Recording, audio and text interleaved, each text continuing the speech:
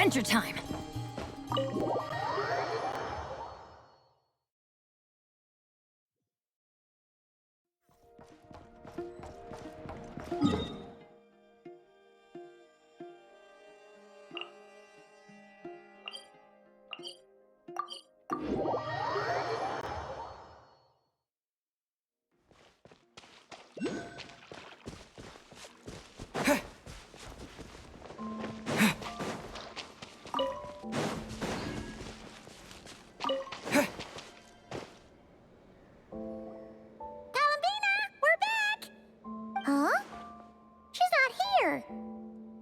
Weren't there a few Kuhenki here last time, too? Where did they all go? Walkies? For Kuhenki?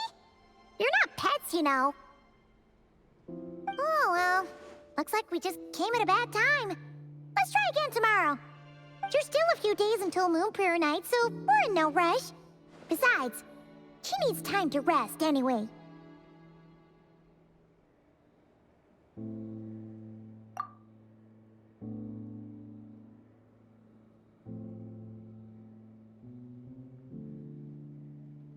Columbina! Are you back yet? Oh, how strange. Looks like she still isn't here. Right? It's not like her to spend so much time outside. Especially since she's worried about attracting unwanted attention. What about Luonatar? Luonatar, you there? Hey! Do you know where Columbina went? Sorry, didn't understand. But if you know where she is, could you take us to her? Yeah, that's even stranger. What about him? Oh, that's not good news. They change color when Columbina gets weaker, right? And they look super pale right now. Good idea. She might know what's happening.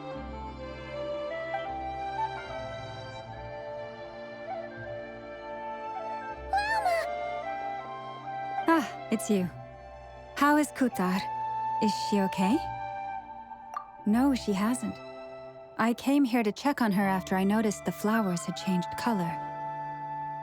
Based on past precedent, she must be very weak right now. Even getting up to walk would be a struggle. It seems unlikely that she wandered off outside. Not to mention that she doesn't do that at the best of times either. So yeah, this is super weird. No. Very few people are in the know about Kutar's whereabouts. And if anyone suspicious had visited, they'd have left some sort of evidence. Come on, let's go to Nasha Town. If anyone has seen her, someone there will know about it. It's not Cry's information hub after all. Makes sense. Let's go!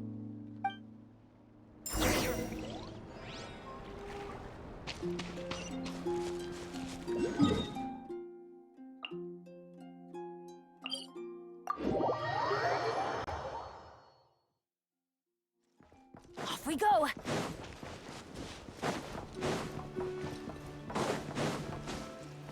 Adventure time!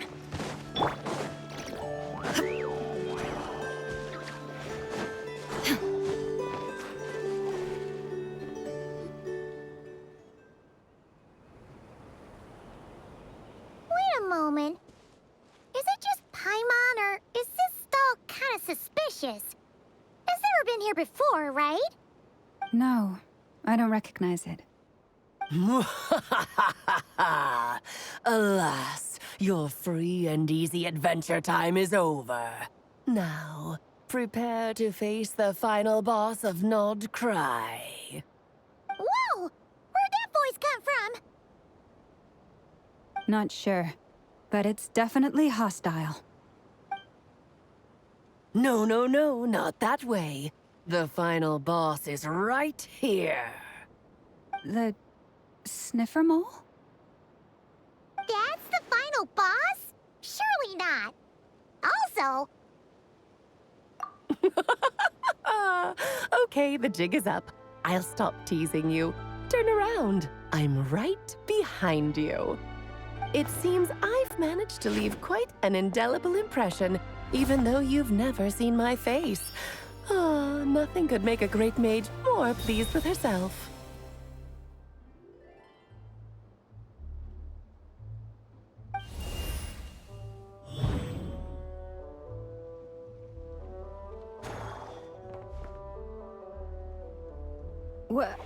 What is going on? I've heard that all the big shots in Teyvat have long, wordy titles that stun people speechless when they make their entrance. Unfortunately, none of them are affiliated with the Hexenzirkel, and we ourselves keep a very low profile. The notorious name-dropping doesn't quite work for us. Still, I, for one, think I'm really quite amazing. So that didn't stop me from coming up with a title anyway. Alice! It's really you this time? Not a lantern or a Dodoko, but Alice in the flesh? Oh, that's right. So, what do you think? How does it feel to finally meet me? You look like... Oh, that's the first thing you thought. A little surprising, but that actually makes me very happy. Because that means that when Klee grows up, she'll be just as stunningly beautiful as her mother. So she's a friend of yours? Kind of. This is actually the first time we've seen her in person. I see. Madam Mage, that was, quite a powerful entrance. I certainly won't be forgetting it anytime soon. It's okay, Lauma, don't force it. Paimon will do the honors. This is Alice from the Hexenzirkel. She's a friend of ours, and of Arcus, too. That's right! She's a good person, just kinda... unpredictable. Well, what is the human heart if not unpredictable? Hmm? If we could not do as we please, how would we differ from machines? I am Lauma, Moon Chanter of the Frost Moon Scions. It is a pleasure to meet you.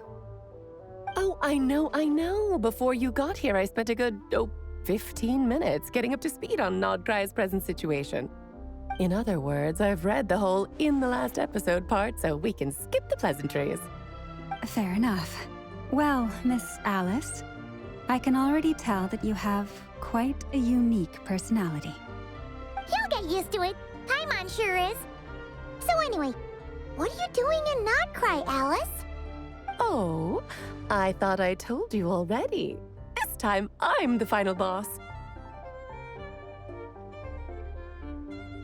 And what a formidable foe I shall be. Powerful, confident, decisive, and good luck finding my weak spot. You will never succeed.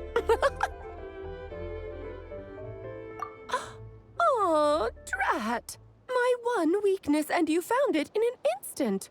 Fate has been dealt a devastating blow. Thus falls the great Dodo King. Why are you playing along with this nonsense? For funsies, of course. What's wrong, Paimon? Are you disappointed in me? Am I a gigantic letdown? No, it's just... you seem like a busy lady. And this is the one time you've shown up in person. Paimon figured it would be for something more high stakes than just goofing around. You're quite right. I'm here in Nodcry because something big happened. Something big enough it caught the attention of the Hexenzirkel. It concerns the 3 moons, Teyvat's borders, and of course, the moon goddess you are currently searching for. Kind of. Why don't we discuss this over a pot of tea? My main reason for coming on this trip to Teyvat was, of course, to have some fun. But I do technically have a job to do as well, namely, maintaining the stability of Teyvat's borders. I'll skip over the complicated parts, but to sum it up, abyssal energies are all that lie beyond Teyvat's border. We'd find ourselves in a real pickle if they ever made it through. And the phantoms you've been seeing are a sign that the border has been disturbed. No wonder they tend to show up around Moon Prayer Night. Is it because the real moon is now so close to us that its power can cross the border? In part, but only a negligible amount passes through. Just enough to influence the verdant crests and so on. And as you've noticed, there has been an unprecedented number of phantoms appearing this year. The influence of the moon beyond the border cannot explain this. No, there is another far greater factor at play. The trilunar syzygy. A trilunar syzygy. Eons ago, before the heavenly principles came to Devat, it was the then 3 moon goddesses who controlled the laws of this world.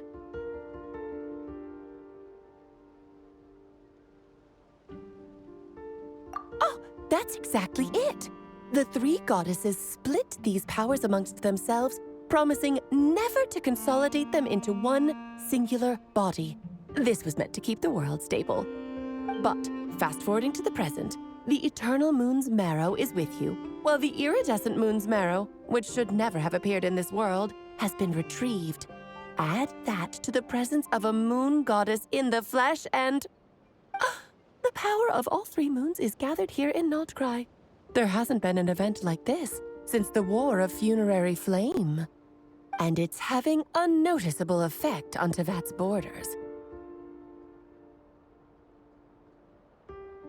Because I wish to give my darling daughter a peaceful, sunny environment to grow up in. Is that a good enough reason? Kinda sounds like you're dodging the question, but it does make sense. Well, that's one reason anyway, and the most important one. The others are a little complicated to explain. For instance, cleaning up after dearest Miss R. Albedo could tell you more about that if you're curious, but right now, I have a more important question to ask you. Why are you collecting the moon marrows?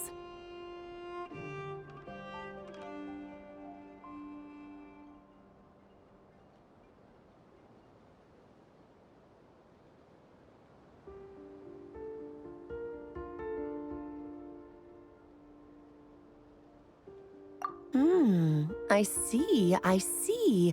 Nicole told me about that legend once. Nicole? You mean meet Anne? Oh, so you remember.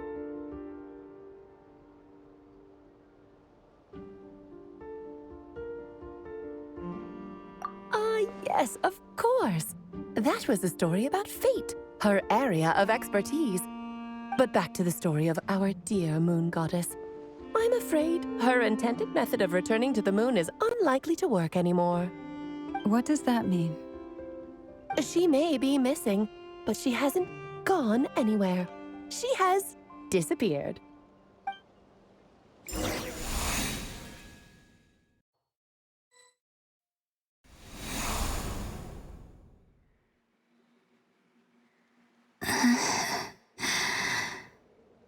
My body is so heavy.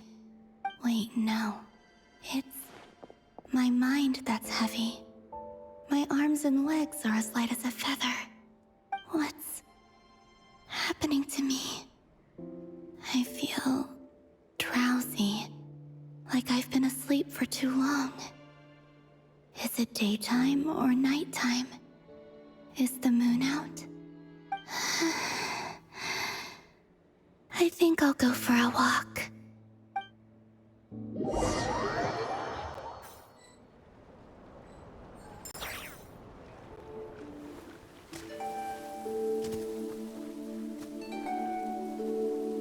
Are you out for a walk too? Huh?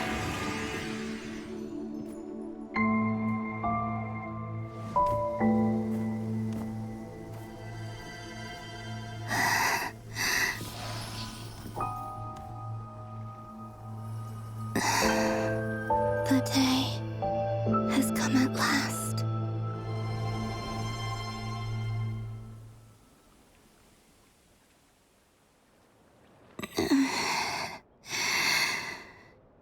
Have I grown so weak that I can't even sustain my physical form? But Moon Prayer Night is nearly here. I was so close to returning home. death is near. Is this how it ends for me? Will I return to the moon after I disappear? Or... I don't want it to end like this. So far, at least, I still exist. Even if not physically, I can still feel. But as my power wanes, I'm sure that too will fade. I suppose I might take one final look at this world. The world where I was born.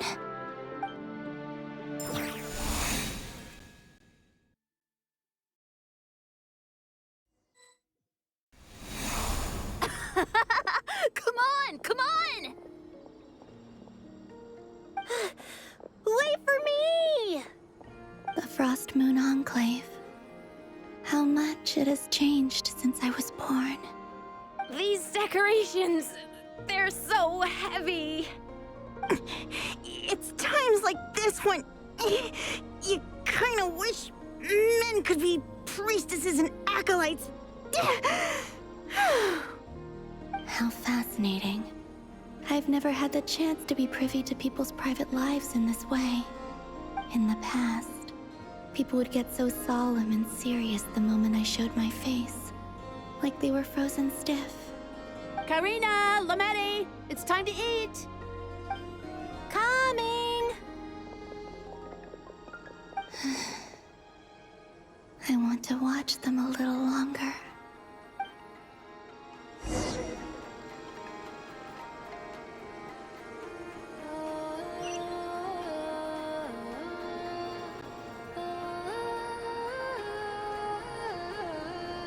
So just fill these balloons with air, right? Yep. Try a couple now to test things out. The rest can wait till Moon Prayer night. Think fast. Rita! Teasing an acolyte of the Frost Moon Scions? Surely that's a punishable offense. Take this!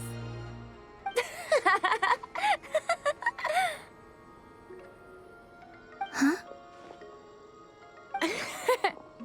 All right, enough horsing around. Lady Lauma gave us a task. We should get back to it. The task is just to check that the balloons don't leak, right? Doesn't matter if we fill them with air or water. Okay, you got me there. And you got me there. But still, we can't use all the balloons before the festival even starts. We won't use all of them. And as long as Lady Lauma's trusted acolyte doesn't snitch, this can stay as a little secret between friends. A couple more can't do any harm, right? Oh, you menace. Then, think fast! Is pumping a balloon full of water really so much fun?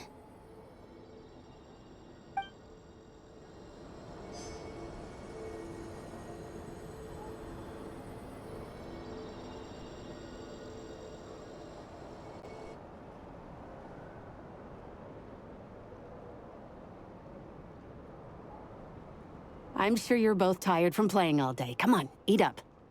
A plain, humble meal. That has always been the way of the Frost Moon Scions. Huh? How come Lametti got a midsummer berry dessert? Oh, I always get Lagaberry. I don't mind sharing. You can have a bite of mine if I get to have a bite of yours. Hmm? They're sharing food? I've never shared food with anyone before. Even at the Harbinger tea parties, everyone just ate off their own plate. And when I couldn't finish my food offerings from the Frost Moon Scions, they'd leave the leftovers out under the moonlight for the animals to claim. Hey! That was 2 bites! Oh, then you can have another bite of mine. Oh, you too. Oh, don't fret now. Here, have some of Granny's too. This is what it means to be family.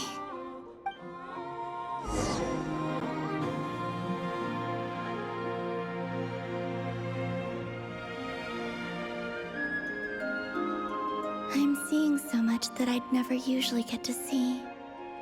They'd never act like this when I was around. It's nice, being able to just watch people in peace in these final moments. What a rare opportunity. I think I'll go take a look around Nasha Town, too. Maybe the Traveler will be there.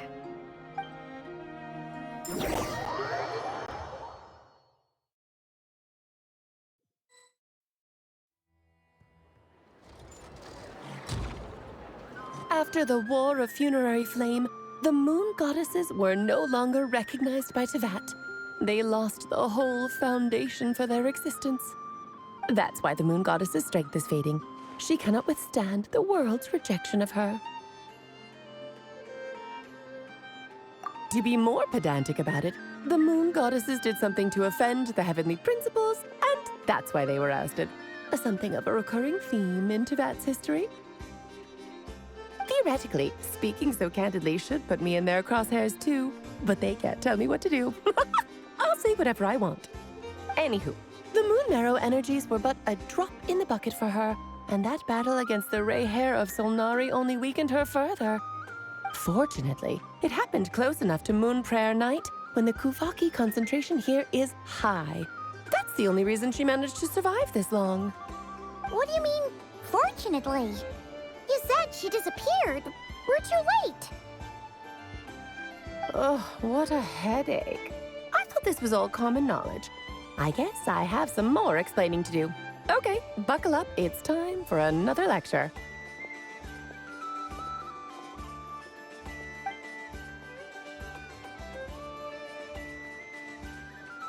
Now, I said earlier that the Moon Goddesses lost the foundation for their existence.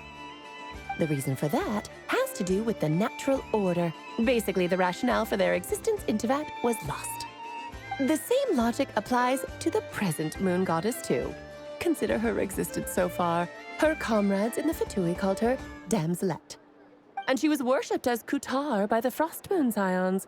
But these connections have now been severed, whether by her hand or yours.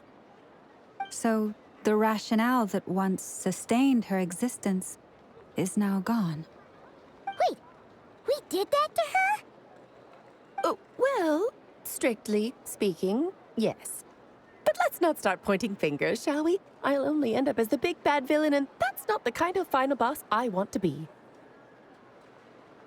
Of course I do. I'm only the greatest mage in the whole entire world.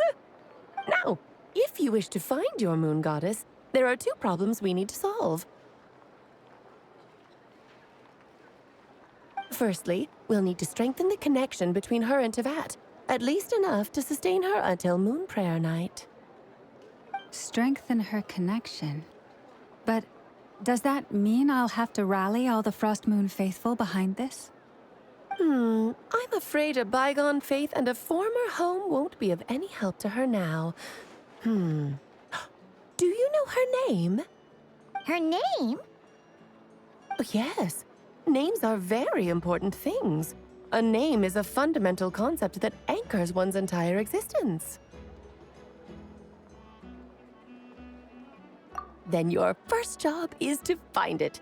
As a Moon Goddess, I'm sure she must have a name she identifies with.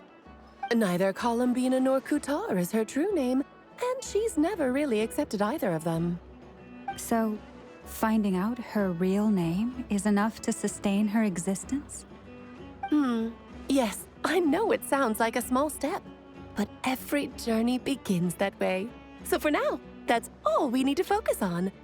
The second problem is with her plan to use the Moon Marrows to return to the moon. Unfortunately, piercing through the false sky will take an enormous amount of power. Given her current condition, she won't be able to provide anywhere near enough power, even if she recovers her physical form. But no need to fret. Nicole's the expert in this field, and I'm sure she'll figure something out. Wait, Mage N is going to help us out too? That means we've got 2 Hexacircle mages on the case. This is turning into a pretty big deal. Actually, this is more of a side quest for me. Like you said, I'm a busy lady, so I can't stay for too long. I'll have to return to Tevet's border soon. That's the upside you get for looking out for my little Klee. Hopefully that will incentivize you to carry on keeping her company in the future. Anyway, jokes aside, you'd better get moving. It will take quite a miracle for the Moon Goddess's consciousness to hold out till Moon Prayer Night. Oh, I suppose I might as well tell you where Nicole is before I leave. Off you go now. Time to meet your new friend. Oh, yes, and a little suggestion. Don't forget to mind your heads. What? I wonder how Durin's doing. I should really go see him before I head back. You really are super busy. I most certainly am. There's so many children I have to keep tabs on just in Mondstadt. Durin, Albedo, Venti, Varka. Klee didn't make the list, huh? Of course not. Klee is my pride and joy. I have no qualms about her, because she's the best child in the whole wide world. Yeah. Klee's a little angel. I'm glad you agree. Well, all the best. See you when I see you.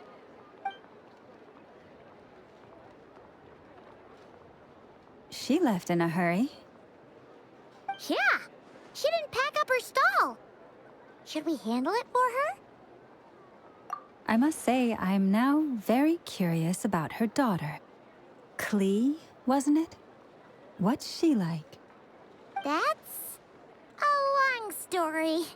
Come on, we'll fill you in as we go.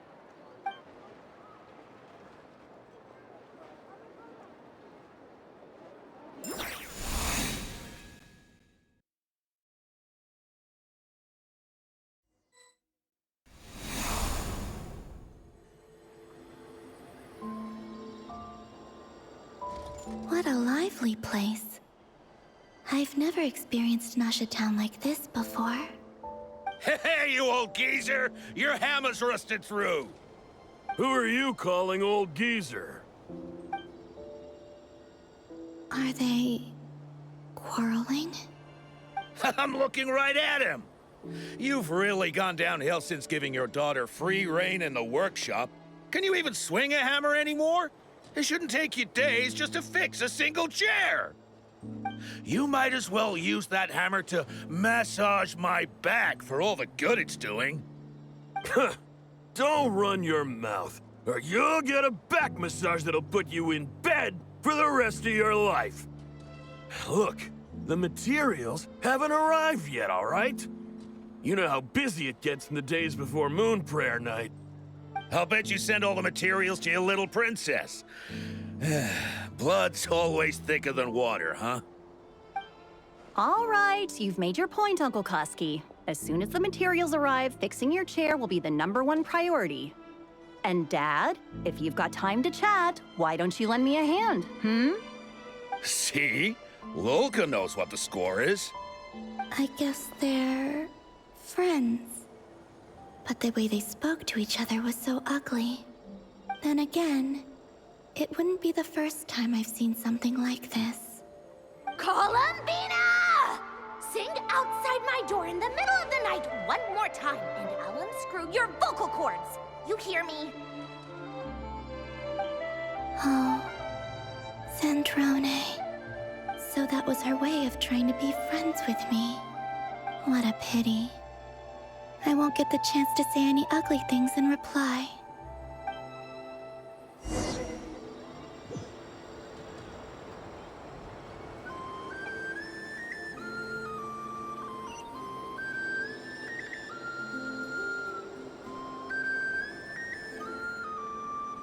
Hey, have you decided what to give her for Moon Prayer Night?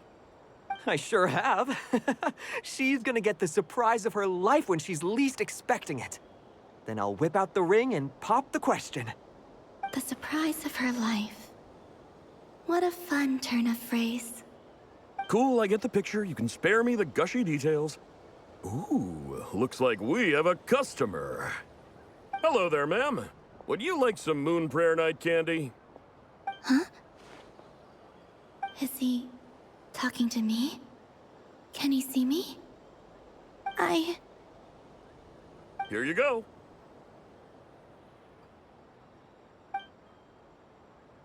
Oh.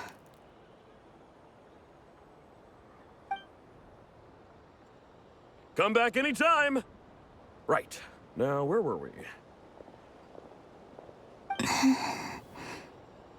I don't know why, but I still held out hope.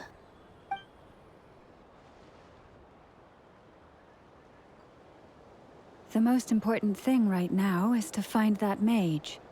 This name thing seems super important too, but where do we even start looking? I'd better go pay the Fatui a visit.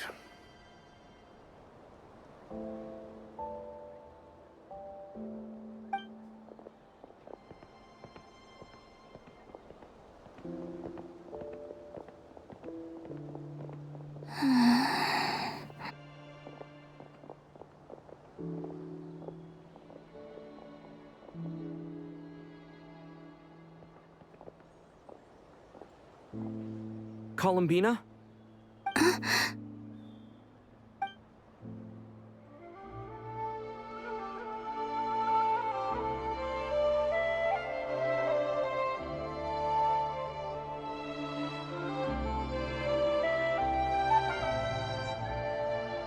Traveler? Let's go! This is no time to be spacing out!